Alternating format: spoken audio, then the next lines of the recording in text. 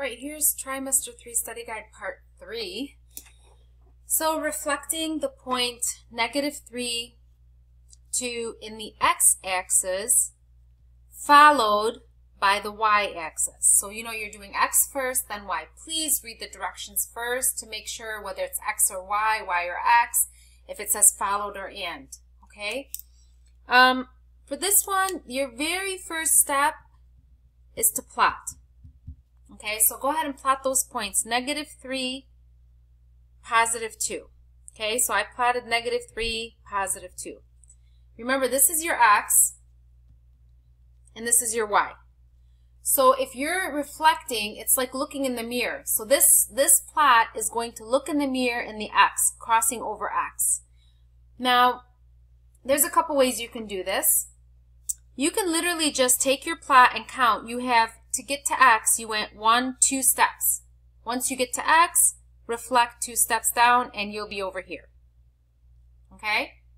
Now, if I want to look at it mathematically, here is my plot that I just plotted, -3, +2.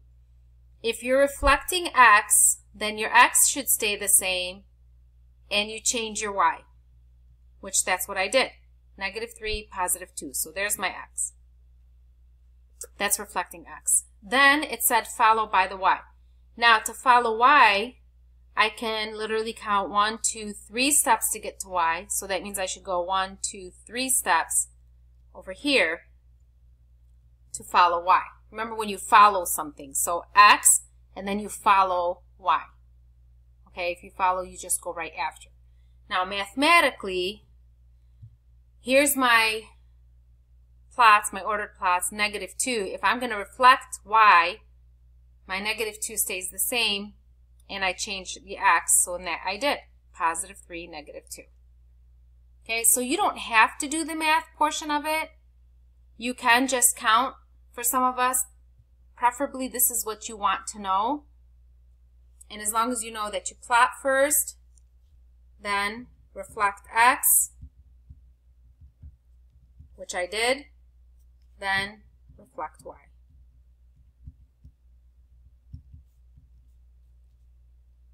All right.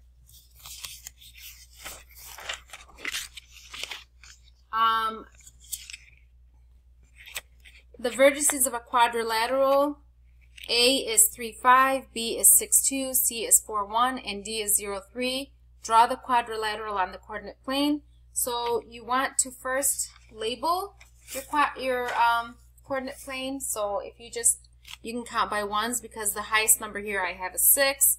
So I'm just going to go 0, 1, 2, 3, 4, 5, 6, 7, 8, and 9. Same for my y. And then just start plotting. Your A is 3, 5, so 3, 5. That's my A.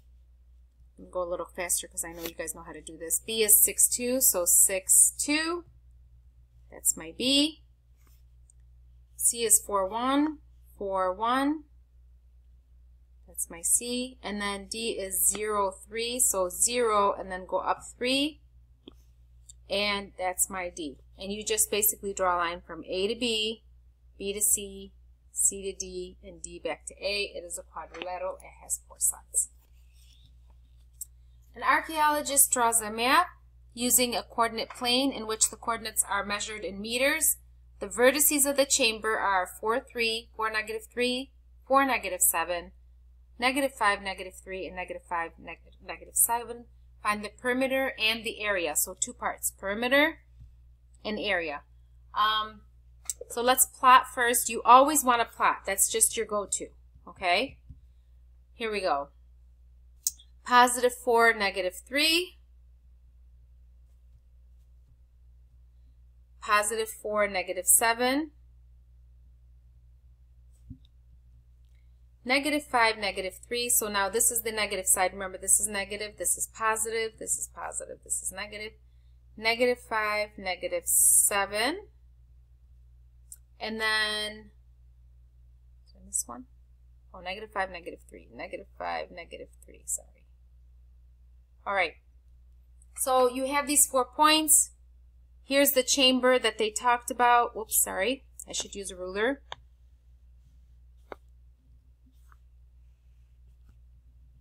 So we do have rulers in class. Okay. Perimeter and area. I can use the absolute value to find the distance between these 2 points and add them together, the distance between these 2 points that are on the same quadrant, and subtract them, the absolute value. But the easiest way if you're finding perimeter and area is just the same way that you've always done it. And area, perimeter, you just count all the way around, because we have 4 this way, 9 this way, 4 this way, 9 this way. Add them together, 9 plus 4 plus 9 plus 4, and the perimeter is 26 meters. Notice I did not put squared because it's perimeter. The formula for an area is length times width, so you have your length is 9 and your width is 4. Do not multiply all 4 sides, and that equals 36 meters squared.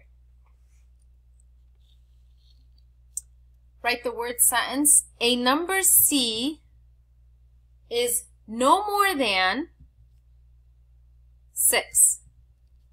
Now, if something is no more than, that means it is less than or equal to. If I said I am no more than 5'3" in height, that means I cannot be taller than 5'3". That means it's less than. So you have your notes that we've done in class in your notebook to look at those signs and what they mean.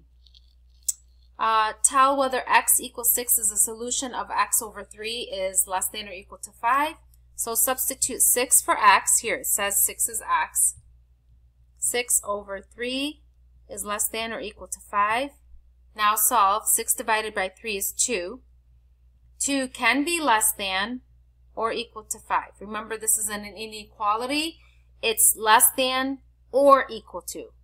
It's not equal to 5, but it is less than. So yes, it is a solution.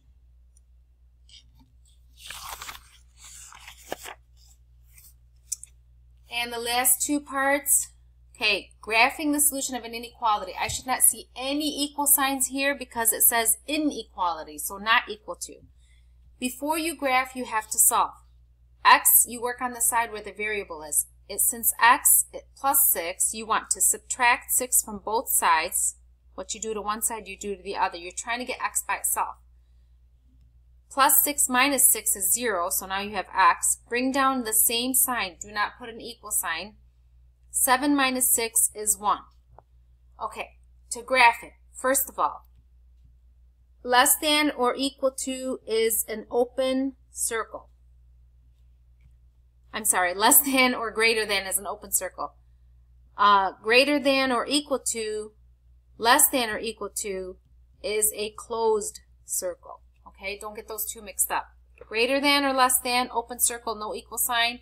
Once you see that line at the bottom with the equal sign, it is an closed circle. Okay, graphing. Take this. I shouldn't see zeros and positives and negatives on both sides. Take your 1, put it somewhere in the middle, couple numbers on both sides. I can put my -3. I'm not graphing -1 and +1.